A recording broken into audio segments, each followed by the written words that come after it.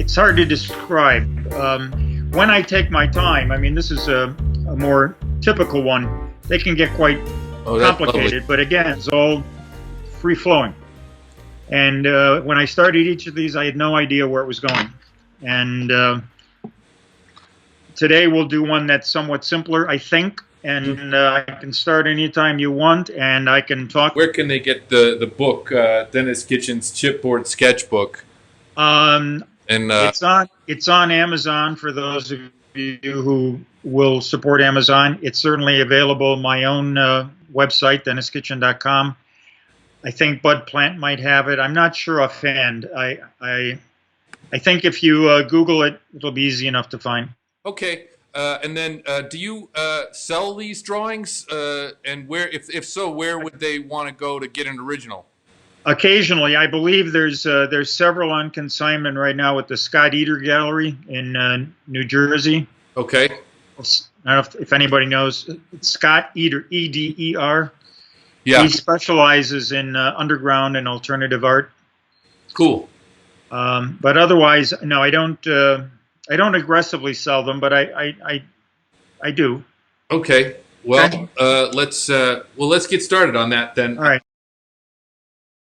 We should definitely mention the great Mort Drucker, who passed away the other day. Absolutely. And he was an amazing caricaturist. A wonderful talent that has left the building. And I was almost worked with him once. No kidding. Yeah. So I was working as my previous career. Many know this. Many do not. But I worked at TBS and TNT as a motion graphics designer. And in the early 2000s, we were doing some kind of goofy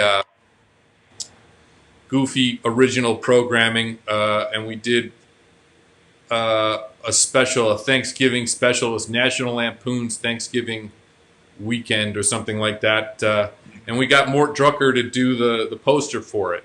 Oh, no kidding! And he was wonderful. He was the word, obviously, you know. It's nice to work with. One of the nice things about working with a big company is they have money to throw at bigger talent, you know. So occasionally you get the opportunity to interact. And I'd love to say we did interact, but you know, I might have sent him an email. I don't know. I might have been involved in an email conversation with him, but Ted, you didn't ask him for a caricature? Come on. No, I did not at that time. See? You're too shy. Well, you should have said that was part of the budget. That was part of the budget. He's got to do everybody. He's got to draw everybody. That's right. Yeah. Well, he had a rough time with it actually because as sometimes happens, the female lead in it wasn't happy with her. It looked exactly like her, but it wasn't quite as flattering as she hoped. That's the problem, yeah. And you know, when you're an actor or an actress in this case, and you know, you have to be in charge of your image and however that's portrayed. So he ended up having to do quite a few. Everybody else was cool with their portrayal, their likeness, and in fact, what's his name? The guy from Breaking Bad was one of the leads in it. Oh yeah, Bryan Cranston. Oh wow. But it was the closest I ever came to interacting with Mort. And as a matter of fact, at that point in time, so this was in the really early 2000s, I thought Mort was the guy that was at MAD from the very, very beginning. No. But he was actually brought on a little bit later to take some of the pressure off of, oh God, I'm drawing a blank on his name. Also, Jack Davis, or Davis, thank you. yeah, Who was also a wonderful. another great, you bet. Oh God, just love his stuff. I love all those guys from Mad, and I spend a lot of time looking through the Kurtzman book that you co-wrote. How did you like working with Mr. Buell? Paul's a great scholar. He's very disciplined. He's very knowledgeable. Um, he tends to write in a more academic style, so we would sometimes get in a tussle about just the writing style, because I wanted our book to be more for the average person, not for an academic book. Yeah. But we had a great working relationship. I respect Paul a lot, and so some kind of a creature is evolving here. Yeah, that's pretty cool. Still not sure where it's going. So what was I? I'm gonna noodle with it now with the finer pen. Now that I have some kind of a sense of where it's going. Okay. And, cool. I like to do. Well, I don't know what to call it. Noodling. It's defining. It's shading. Is could never be called realistic, but I add what in my surreal world is maybe realistic details to make the thing a little more three-dimensional, or to enhance the detail. To me, texture is very important. So they're like Nancy dots. Nancy hair dots, a little bit. Now you're talking about the masters, huh? Yeah. Well, I think you can we can safely throw you into that mix, don't you think? That's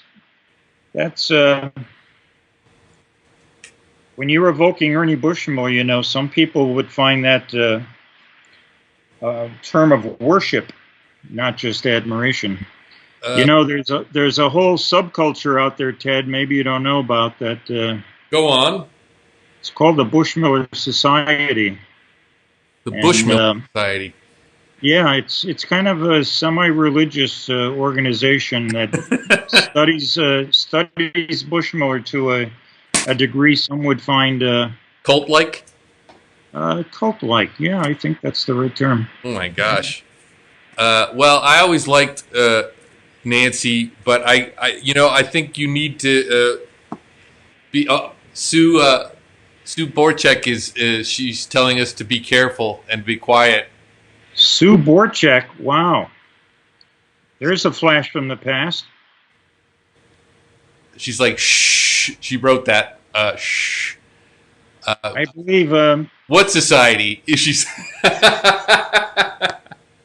I've heard her name referenced in association with it, but again, I think a lot of your listeners probably are blissfully unaware that that cult exists. I can say that I think that Ernie's stuff, Nancy in general, is underappreciated by the general public. Yeah. Where in direct opposition to people like the guy that does Calvin and Hobbes, Bill Watterson. Watterson, yeah. Yeah, and to a lesser extent, but equally interesting, Gary Trudeau and Berkeley Breathed. These are people that at least when I was growing up, they were the name. Well, Charles Schultz, of course, the great Charles Schultz.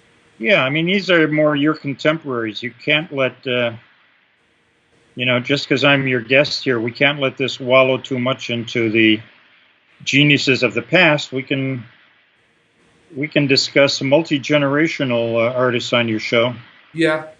Well, you know what? As somebody that was, you were around when Charles Schultz was doing his best in my opinion, I suppose, his best stuff in the let's say the late 50s. Well, arguably, yeah. It's all. I think a lot of it is when you first discovered it and really got into it. It's. That's true. He was pretty good his whole career, to be honest. But And I spoke with. and one thing I will say about. Oh, go ahead. Go on. I was just going to say one thing I admire about Charles Schulz is he obviously was one of those artists at the top of the pyramid the inverted pyramid, who became very, very wealthy. And yet, even though he could have hired a ghost or two or three ghosts to do the writing, to do the drawing, he continued to do it all himself right up until the very end. And even though his style was kind of simple and, it didn't take him forever to draw it, he still did it himself. And I really respect that personal pride that that imbued his work when he so easily could have hired very competent people to mimic his style. Right. Right, as opposed to Al Cap, who had no problem doing that, right? Well, that's a little more complicated. Cap did employ assistants, but he still wrote it himself, and he did all often penciled it, and he always, or almost always, inked the primary character's head. So, I mean, he was involved. He was heavily involved, and he also had a much busier schedule than other cartoonists because he had multiple careers. That's true. He had multiple strips during his time as well, right? Didn't the Shmoo thing take up a lot of his time? Well, the Shmoo was just a character within Little Abner. It spun off into merchandise that was hugely popular, but right. It wasn't a separate strip. It never became a separate strip? It appeared within Little Abner. Yeah. He was one of those guys who didn't just focus on the cast of Dogpatch with the Hillbillies. He would introduce strips within a strip, like Fearless Fosdick was a detective that would go on for weeks at a time. The only connection to the strip is that Little Abner would be reading it in the newspapers every day and was a huge fan. And so that would bring it back to the, quote, reality of the little village. But basically, it would be a freestanding strip about this bumbling detective. I see. So it was always within the context of Little Abner. Exactly. That's interesting because I was under the impression that that these things broke off into their own strips at times. No, he did create some other strips that ghosts or assistants did, like my memory's failing me here, but I guess I was wrong when I said I could draw and talk at the same time, right? I'll do some talking. Let me just say, anybody out there watching, do a couple things for me if you would. First, hit the share button at the bottom of the screen to let people know that you're watching the Great Denis Kitchen do this drawing, which is a real treat, by the way. And secondly, if you have any questions for Denis, you can put them in the comments section. And, if they're PG to R rated, I'll be happy to ask them. No G rated questions and no X rated questions, please. Thank you. Also, I wanted to mention that, Denis, I posted last week's interview on YouTube. You did? I did. I just did that this morning, and I found out how to. I thought, well, let's try to monetize this, and if I can get 400 hours of public viewing on this stuff, then we can start to get some ad revenue. Wow. You think you can generate ad revenue? Well, I don't like to think about it. I just like to No. go ahead and do it and see what happens. I'll be honest, I wasn't sure we were going to fund this Kickstarter. And by the way, congrats on that. Thank you very much. Thank you for all your help, and shout out to Charlie LaGreca, Julian Breyer, and everybody that was, involved in it. And thanks to you, it was. I could not have done it without everybody's help. And we're still moving forward. We're still trying to get those. Our next goal is to get the stretch goal at 9,000. We can make the Cats of Ostia Antica a hardcover book, and sort of raise the production value. So please do check out the Kickstarter at some point. I don't want to take time away from watching the master at work here, but after it's done, go check it out. I'll post the link I'll post it right now, as a matter of fact, so that when you're done, you guys can, and we're off the air, you guys can check it out.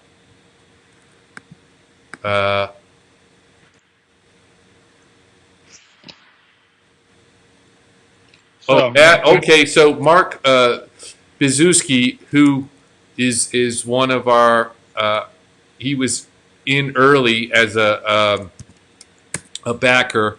So thank you, Mark. He mentioned that Abby and Stats Yes, Slats. Abby and Slats. Thank you very much. And, yes. Long Sam. Long Sam. Those are the ones. Bob Lubber was the one who did Long Sam and assisted Cap off and on. So we've got another fan out there. Yep. Thank you very much. It's good to hear.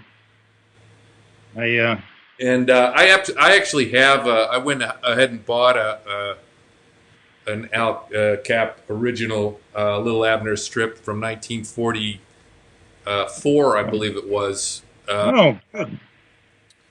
And I'll show that before the segment's over. But well, good. I'm glad to hear. It is beautiful art. I'm a big fan of. I really love Mammy Yoakum. I think is my favorite character. Yeah, that was basically Al Cap's mother. He adored his mother. Oh, really? Yeah. If any of your listeners read the strip, Pappy Yoakum was illiterate, lazy, basically worthless character, and that was his father, who was an itinerant salesman who never properly supported the family, cheated on his mother, etc., etc. So it was a not so subtle way of rewarding and embarrassing his parents. Okay. Nice. Which he did pretty much with everybody. Oh yeah. He was. It wasn't like he was a great sadist. He was, and again, we don't want this to turn into the Al Cap seminar on Al Cap, but he was a flawed character personally, but he was a genius cartoonist, and as we know in the modern era as well, it's sometimes difficult to separate, say, a comedian or a filmmaker or whatnot, their work from their personal shortcomings. You were telling me that he was on the Tonight Show a bunch of times. Oh, I think he was one of the most popular. He was on it countless times. That was with Johnny Carson, or? Oh yeah, absolutely. I mean, name another cartoonist who did that. There were none. Zero. As famous as, say, Charles Schultz was, or get on the list. Charles never do interviews. Nobody, never. Yeah. And that's because Cap had an ebullient personality. He was somebody who could talk on any subject. He could talk about politics. He was a raconteur. He wasn't just a guy who could draw and tell stories. He was a public personality, bigger than life. Huh.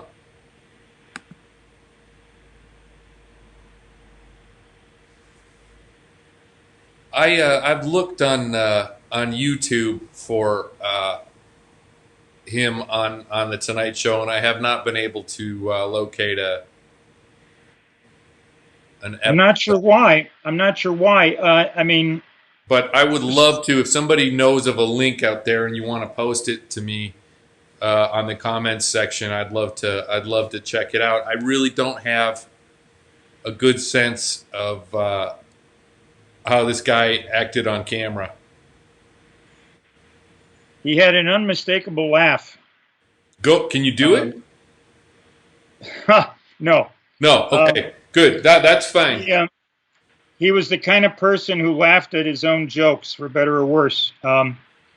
He thought he was a very funny guy, and he was, but he did it in a way that I never knew anyone else to do. You never met him or anything, did you? No, I talked to him on the phone. There was a time I was trying to get famous earlier generation cartoonists to do guest covers for Snarf, one of my anthologies. Right. And I convinced Will Eisner to do one, and Harvey Kurtzman did one. Wow. And Al Cap was going to be the next one, and I thought I had him. I talked to his assistant, and he said, why don't you see if you can persuade him? And he set up a phone conversation, an appointment. So I tried to bone up on it. And you got to remember, this is way back in the early 70s, pre-internet era. Mm-hmm. I'm trying to think, how am I going to do my research on how to talk to Al Cap and convince him to do this? And there was a Playboy interview he did that I went and reread. And Cap, some of you viewers may know, was somebody who had been a lifelong liberal, but was starting to turn increasingly into a right-wing curmudgeon starting in the late 60s. So I already knew this, and I had to be careful because here I was, a hippie, trying to convince him to do an underground comic cover. And so one of the things I read in this interview that stuck with me was he said he didn't trust altruists. He only trusted people who wanted to make money unashamedly. Huh. So when I finally got on the phone with him after the hellos and small talk, he said, so how you doing out there? He said, you successful? And I consciously lied. And I said, doing very well, Mr. Cap, making a lot of money. And he laughed heartily and he said, I like to hear that. What can I do for you? And I felt like such a phony, but I really wanted him to do a cover, right? Yeah. And so the next thing he said was, he said, so you want me to do a cover for your underground comic? And I said, yes, I would be honored if you would. And I said, your colleagues, Will Eisner and Harvey Kurtzman, have already done it. That didn't necessarily impress him. And he said, why would I want to do that? And I said, well, Mr. Cap, it gives you an opportunity to spit in the eyes of hippies. And he laughed again and he said, well, I like that. And then he said, what does it pay? And I had forgotten or wasn't aware that this was a guy who was getting several $1,000s every time he spoke at a campus. Sometimes got as much as $10,000 in 1973 money, right? And so I doubled my normal rate, and I said, $400, Mr. Cap. And then there was silence. And he said, well, I'll get back to you.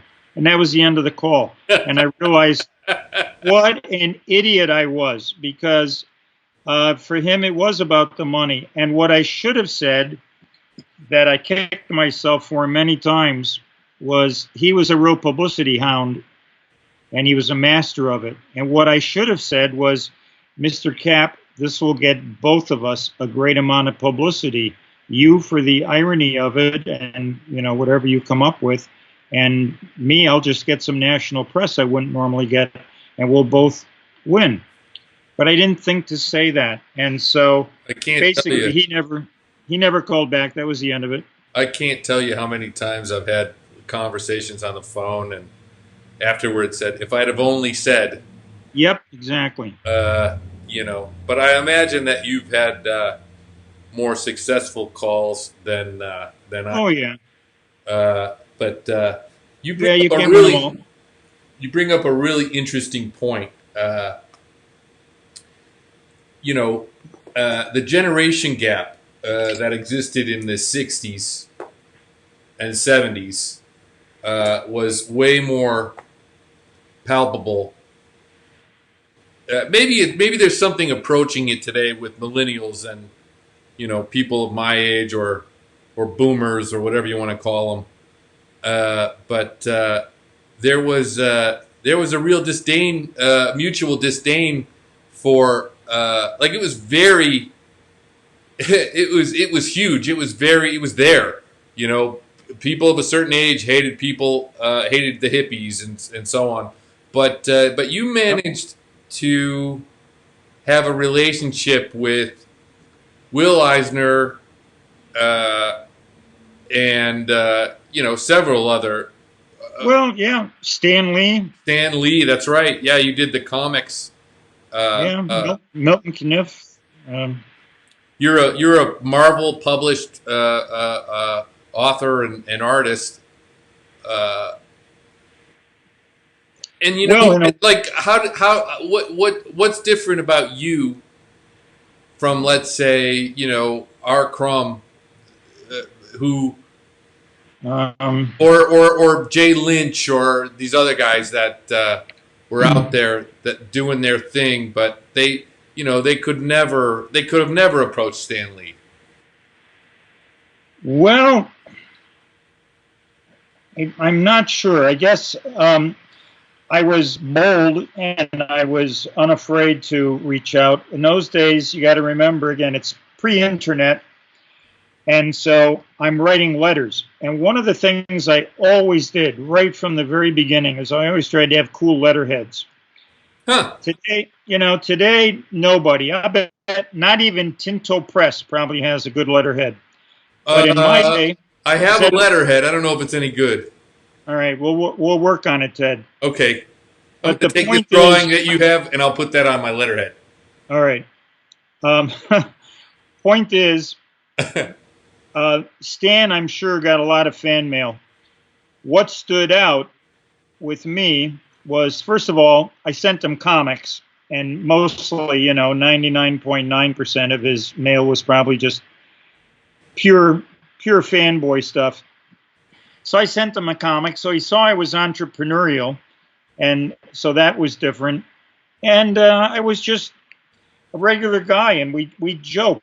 And I wasn't like in awe of him, like probably a lot of fanboys. And one of my letterheads, because I changed them pretty often, I moved my company to a new location, and the bottom of the letterhead, it said something like, located on Milwaukee's prestigious east side above the Polyprim dry cleaner. he thought that was hilarious.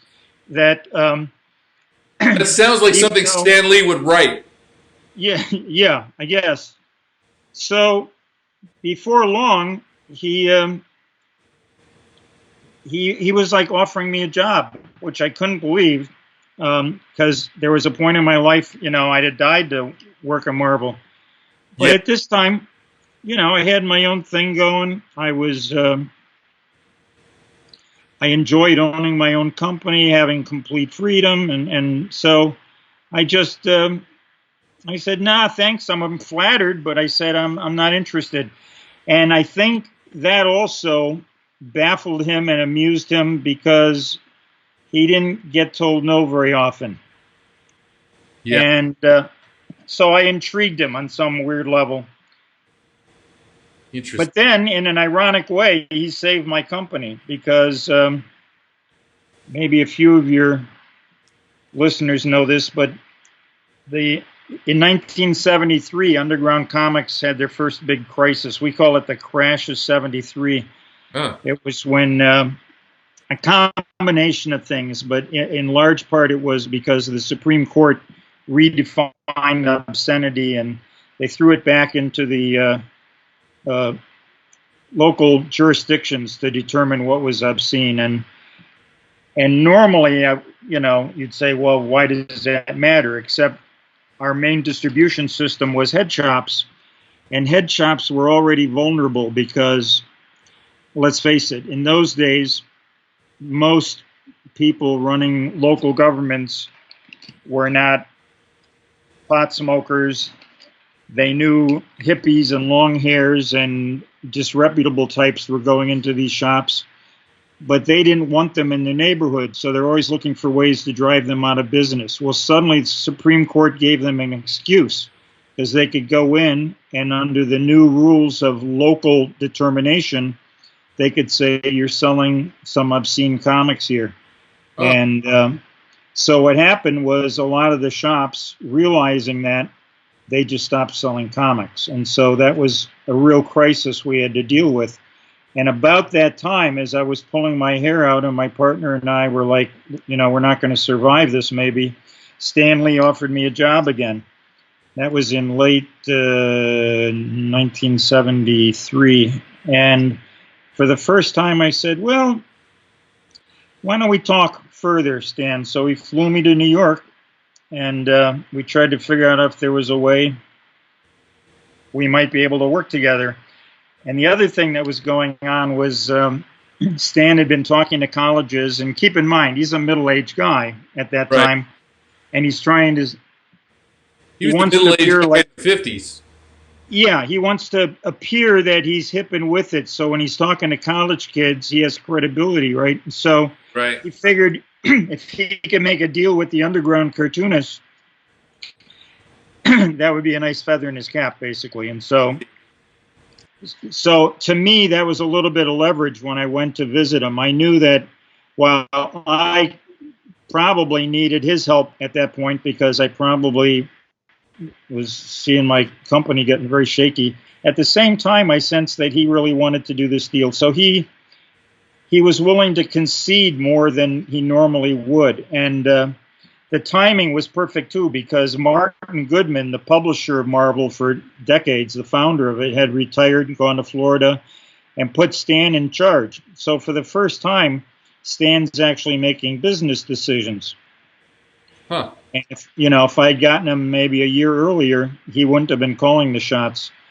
And so basically I had this meeting with him, and he said, so how are we going to make this work? And I said, well, first of all, Stan, you're dealing with a generation that's rejecting all the old rules. I said, the artists I deal with, they're used to getting their art back, and you don't return it now. And he said, what do I want their art for? That's fine. He said, I don't care. I thought, all right, that's good. And I said, but here's the tough one. I said, they're used to keeping their own copyright, and Marvel never does that. I don't know how we get past that. So he kind of hemmed and hawed, and he looked at his right-hand guy there, and finally he said, well, maybe we can do a thing where we just get the first rights, and they'll eventually, give us the right to do it first, maybe collect it in a book, and then after that, Christ, he said, if they want to get it back, I don't care. And so one by one, he was willing to concede these things that I thought were not going to happen. I thought, gee, I'm getting a free ride to New York, but this isn't going anywhere. Yeah. But one by one. And I said, look, we're used to not being censored either. And he said, well, don't go too far. He said, let's talk about it. He said, I don't care if you swear. And he said, maybe some mild nudity. But he said, just don't go too far. Don't embarrass me. Right. And so basically, at the end of it, we came to enough of an agreement. We shook hands on it. And I was working for Marvel shortly after that. Oh, that's a good segue. I'm going to put myself back on real quick and just show you the book of the collection of stuff that you guys worked on. There's the. Hope you guys can see that at home.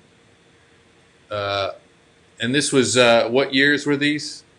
1974, mostly. I think maybe a little into 75. So So there was some editing from somebody to say. Well, what do you mean by editing? You mean censorship, or you Yeah, mean editing? censorship. Yeah. Well, not much at all, to be honest. I Oh, mean, that's we great. got away with more than I thought we would. Well, There's some hey, panels in there. If you look closely, you wouldn't believe. I can show you a couple of panels in there where you would say, "There's no way Marvel published that," but they did. huh. I mean, even S. Clay Wilson did work for it. If you know Wilson's work. So Yep. Stan is sending checks to S. Clay Wilson. Can you believe that ever happened? No. No. Yeah, his stuff So is pretty rough at times. so ultimately, of course, Stan had really made a business mistake, and he was so eager at the time to wrap it up that he didn't really think far ahead. And what happened was the regulars, the guys who worked in the bullpen, or maybe from home, but the regulars, they got wind of this arrangement, and they were none too happy, as you can imagine. Basically, Sure. I was not a fly in the wall, but I'm sure they were saying, Stan, what the fuck are you doing giving these hippies all this stuff you don't give us? We've been with you for years. And he had a tough time explaining it. He thought he could keep them separate somehow. Yeah. Well, it makes sense in the sense that if these guys that they're like, let's say Dick Ayers, for instance, he's working on all of the Marvel characters that were created under the Marvel banner, but you weren't doing the Silver Surfer. You were doing the Denis Kitchen books. You were doing the characters and things that you were doing. It was all original content. Look, I would not have done Silver Surfer, and I could not have. I mean, right. That was not my bailiwick, Right. But that got him into some hot water, huh? Well, yes, and I only know this secondhand, after the fact. And so basically, Stan pulled a plug after 3 issues had been published and on the newsstands. I had 2 more that I had finished editorially that hadn't been printed yet.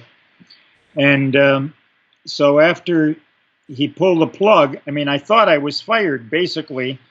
But he said, I'm just killing the magazine. He said, I'd like you to still work for Marvel, but he said, we gotta change this. He said, how'd you like to edit Crazy magazine? And I was vaguely familiar with Crazy. It was basically an imitation of Mad. Yeah. I bought several issues of it as a kid. Okay. So, and I was never very impressed with it. And I said, it's an imitation of Mad. I said, I'd take it over if I could, inject some new life into it and, make it reflect my own tastes and make it what I thought would be more contemporary, whatever. And he said, no. He said, we wanted to imitate Mad. He said, we're happy that it has 10% of the circulation of Mad. That's all we want. He said, don't jigger with the formula. Don't jigger with the formula.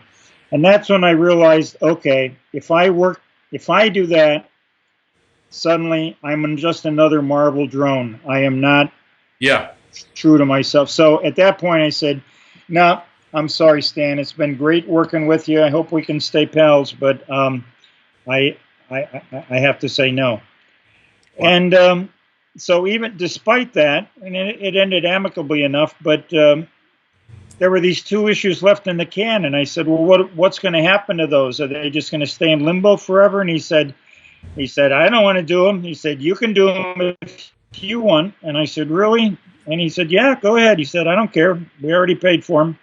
So he gave me the last 2 issues that then my company could do. And by then, keep in mind, Kitchen Sink had recovered, and the whole Supreme Court thing scared people, but ultimately it didn't really make that much of a difference. And so after a year, business was back to normal again, essentially.